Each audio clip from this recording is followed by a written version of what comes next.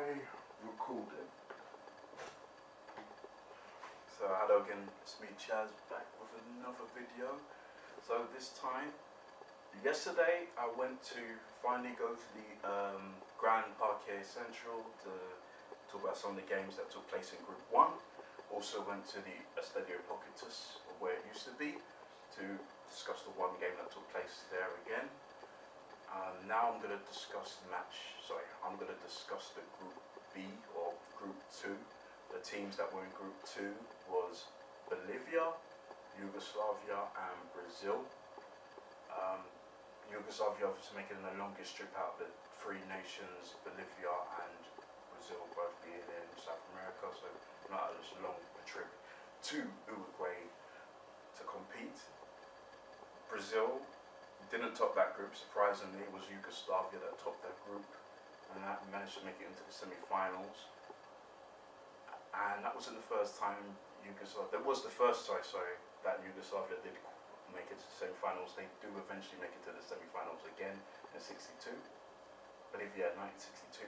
Brazil, as you all know, they have won the most World Cups. They also go on to host the World Cup on 2 different occasions after 1930. First 20 years later in 1950, and again most recently in 2014. Bolivia, on the other hand, hasn't qualified for too many World Cups. They failed to score in this World Cup, and then the next time they qualified for World Cup, where there was only one match where they did, funny enough, play Uruguay, they failed to score in that one. That was in 1950. So out of all the nations that competed at the first World Cup, all the 13 nations, Bolivia are the ones that haven't qualified for as much World Cups as the others. Anyway, so now I'm finally gonna head off to the Estadio Centenario, because I still need to do some videos from the first group and finish off. Got 3 matches that I'm gonna discuss quickly there. That was the match between France and Chile. I believe, yeah, France and Chile, Mexico and Argentina, and then the head-to-head between Argentina and Chile. And then I would go to the I would go back to the Grand Parquet to discuss the Group 2 games that took place. So anyway, thanks for watching, appreciate it, and I'm gonna head out now, so bye.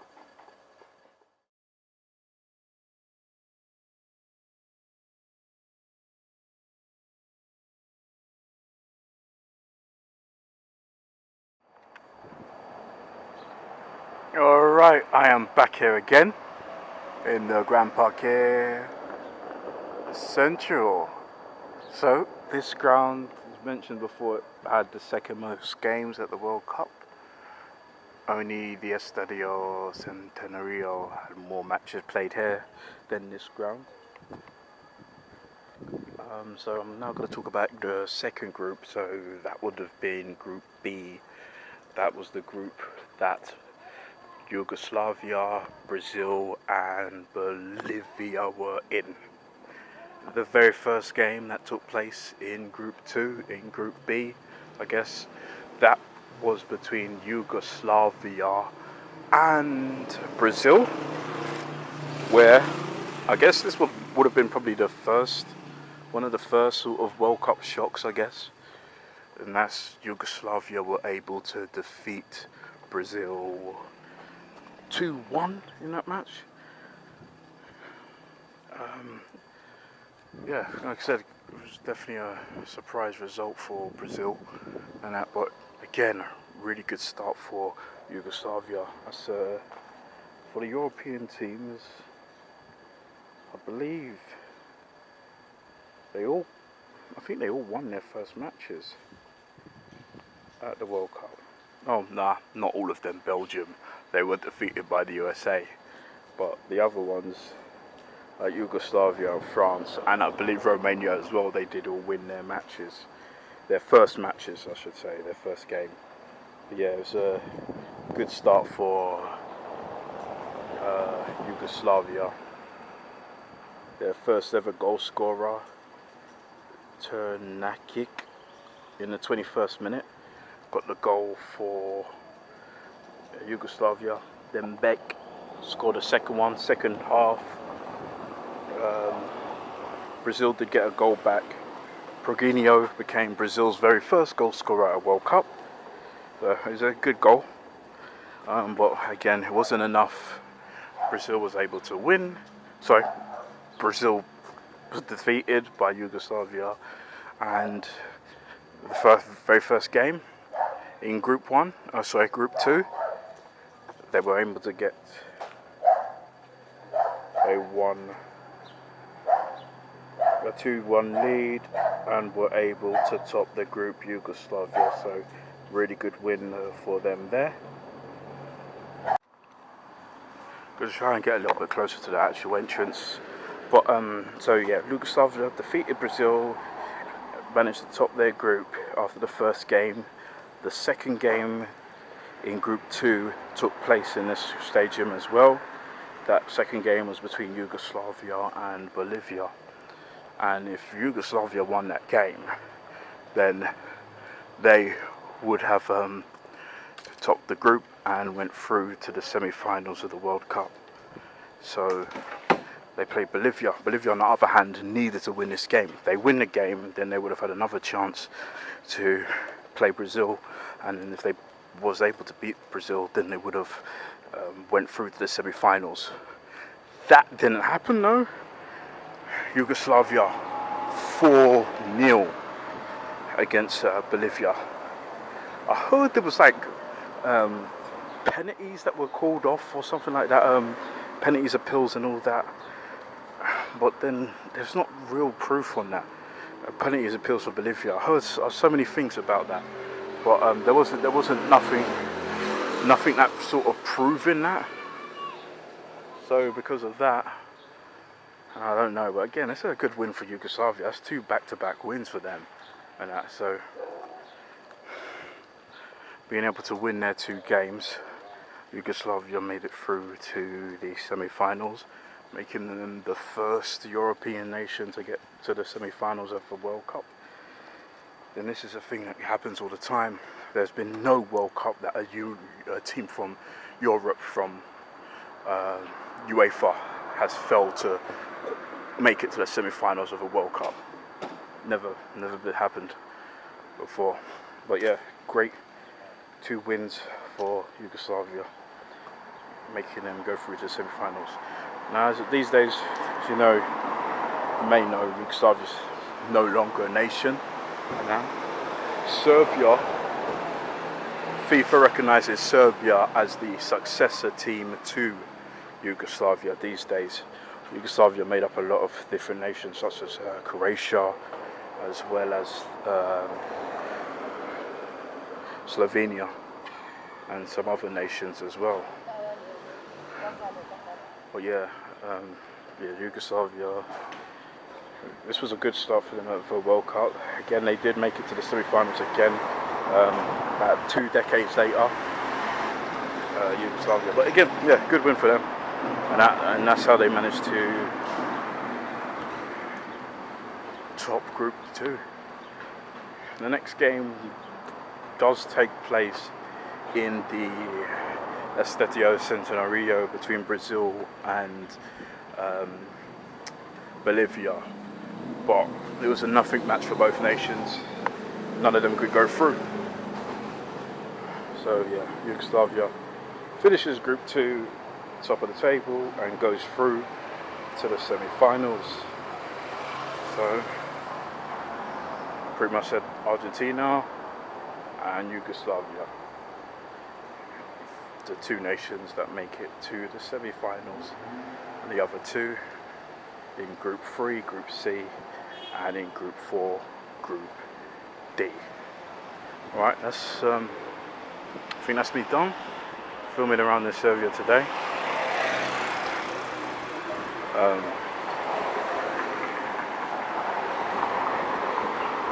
Yeah, that's definitely me done today. So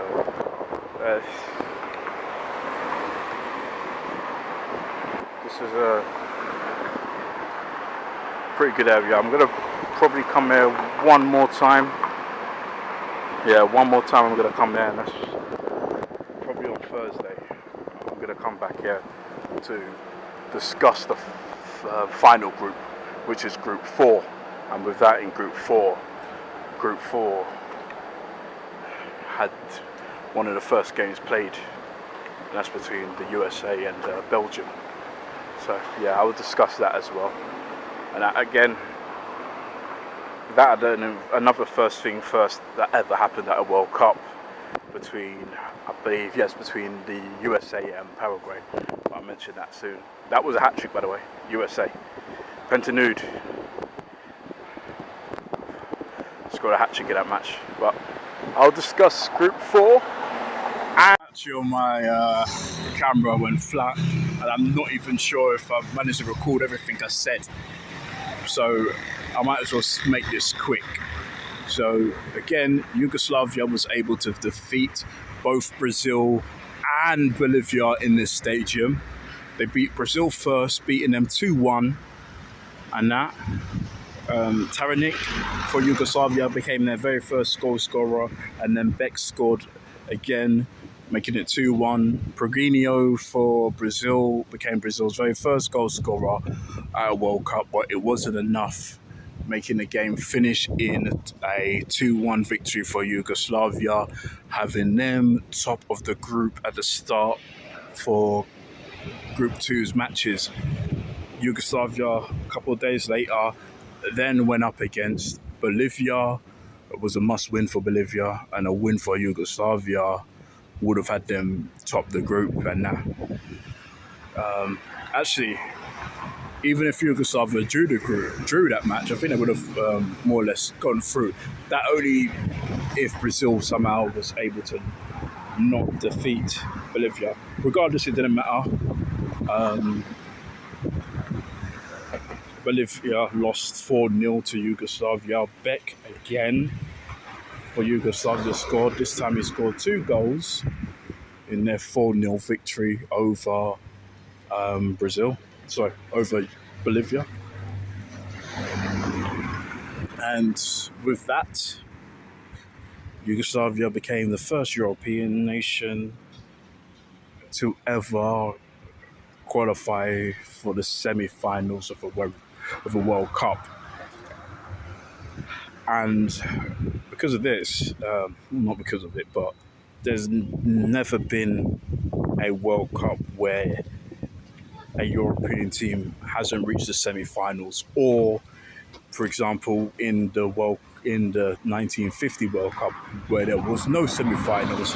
I will say this: there has been no World Cup where a European team has failed to be one of the final 4. And Yugoslavia were the first ones to do that. So yeah, it was good for them. Good for them. Great achievement. Now, I said these days, because of war and that, Yugoslavia no longer exists as a nation. There are a lot of quite a few nations that made up Yugoslavia, including Croatia.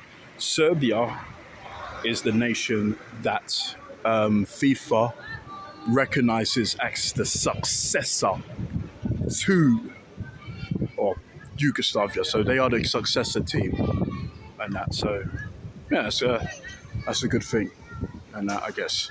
Probably the most successful team out of the nations that did make up Yugoslavia, that's definitely Croatia, reaching 2 semi-finals of the World Cup and reaching a final in 2018. So they are the most successful out of all the nations that once made up Yugoslavia.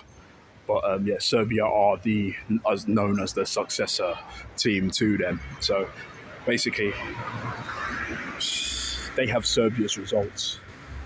This is the successor things. I mentioned it before. I've not done a proper video about successor teams. I probably should have done it a while ago. But nations, whatever reason why a nation has changed, that known as successors. For example, in Germany's case, and even though at one point Germany was 2 nations during the World Cup, during World Cups, after 1938 World Cup. So you had West Germany and East Germany. But all of West Germany's results are part of Germany's results these days. So Germany is the successor team to West Germany, but not to East Germany, if you know what I mean. Anyway, I think I might go in there and see if I could get a shirt and all that. Yeah, why not? Anyway, I'm gonna come back in next 2 days from now, and I'm going to mention the last group, which was Group 4, where Belgium and the USA was in the same group as Paraguay. Belgium USA was one of the first matches I keep mentioning, and that took place at the World Cup. It was in this stadium, and also the USA managed to have the first player, Pentanud, who scored a hat trick. He became the first player to score a hat trick in the game against Paraguay. I'll be discussing that more probably a few days from now. What I will finish up is tomorrow is I'll probably discuss Group 3 and the last bit of Group 2, where Bolivia and Brazil played a game in the Estadio Centenario, which, to be fair, didn't really mean anything to either team because they were both knocked out by Yugoslavia. But yeah, well, I'll discuss it anyway when I get there. Anyway, I'll speak to you guys later, and this was Group 2's video, halfway there.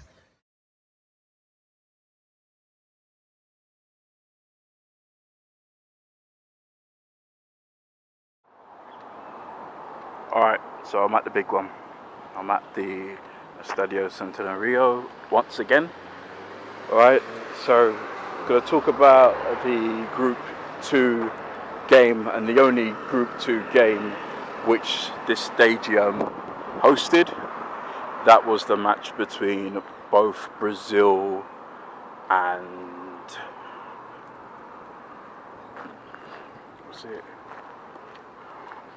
Bolivia. Brazil and Bolivia, wasn't it? No. Brazil, Yugoslavia, and it was Bolivia. Brazil and Bolivia. Yeah, my bad. I don't know why that slipped my mind. Anyway, that game, it was a nothing match, to be honest, because both teams lost to Yugoslavia, and because of that, Yugoslavia, and back then only one team would qualify from each group to the semi-finals, and there was only 4 groups, so only 4 teams, the top team. So, like I said, because both teams lost to Yugoslavia, this match didn't really matter. Yugoslavia already qualified. With that said, though, Bolivia lost 4-0 to Brazil. Brazil weren't playing. They finished off on a high. Moderato and Perginho again, he scored in the last game against Yugoslavia. Both of those players both scored twice in Brazil's 4-0 victory over Bolivia. So good result for Brazil there, regardless of, even though they were knocked out already. So anyway, now Group 2 finished. Yugoslavia topped the group with 4 points.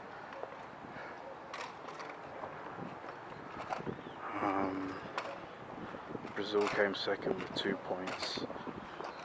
And finally, no speaking.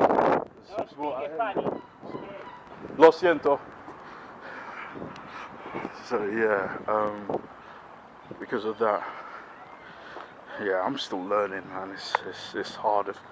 I've only started to do some Spanish classes for about 2 months.